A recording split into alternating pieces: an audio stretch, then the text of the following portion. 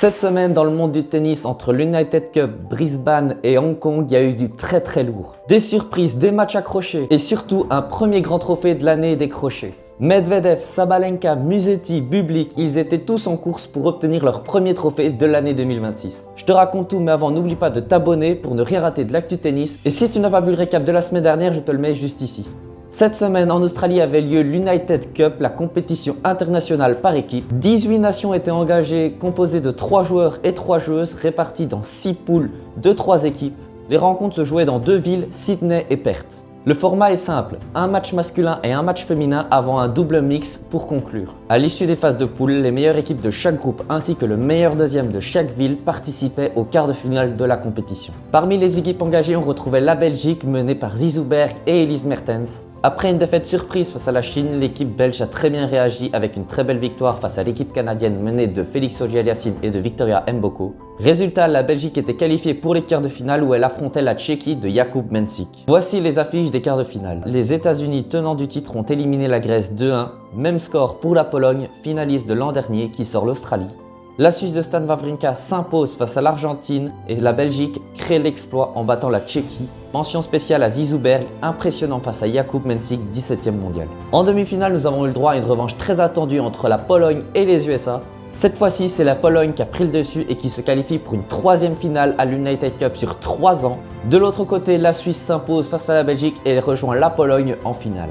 Lors de l'affrontement entre la Pologne et la Suisse lors de la finale de l'United Cup, la Suisse ouvre le score mais Hubert Hurkacz recolle les deux équipes à 1 partout. Tout se joue alors lors d'un double mix décisif et après 1h16 d'un combat intense, voici ce qui s'est passé.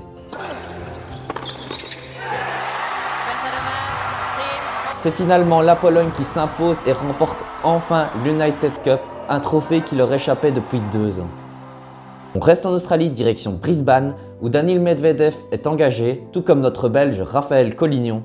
Auteur d'un tournoi déjà plus que réussi, Raphaël Collignon est sorti des qualifications avant de réaliser un super beau parcours. Au premier tour, il élimine Denis Shapovalov, puis enchaîne avec une très grosse performance face à Grigor Dimitrov lors du 2e tour.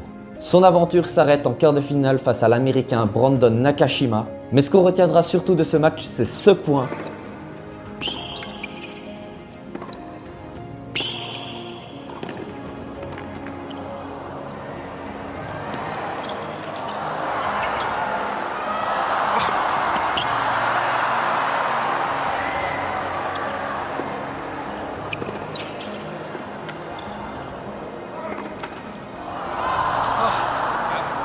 Pas un, pas deux, mais 3 twinners dans un même échange. Un échange complètement fou qui peut déjà prétendre au titre de point de l'année.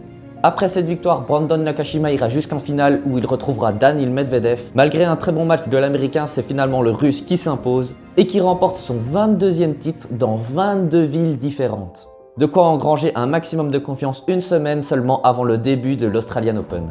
Chez les femmes, Aryna Sabalenka affrontait Marta Kostyuk. C'est bel et bien la Biélorusse qui s'impose face à l'Ukrainienne.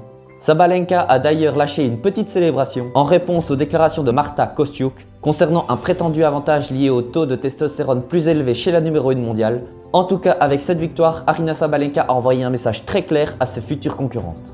Avant de quitter l'Australie, on fait un petit détour au Challenger 125 de Canberra où notre pépite Alexander Brooks remporte son premier titre de l'année 2026. Grâce à cette victoire, il s'assure une place dans le top 100 avec une 95e place mondiale. Encore une énorme étape de franchie dans la jeune carrière du Belge. Direction maintenant Hong Kong où nous retrouvons Lorenzo Musetti et Alexander Bublik.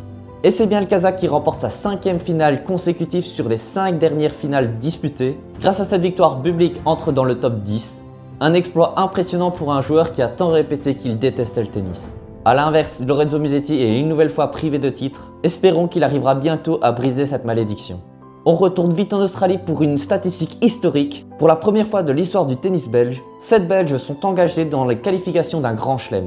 4 hommes et 3 femmes pourraient rejoindre Raphaël Collignon, Zizou Berg et Elise Mertens dans le tableau final. Alors abonne-toi pour leur porter chance et nous on se retrouve pour une prochaine vidéo. C'était Tim, je, Seth et ciao.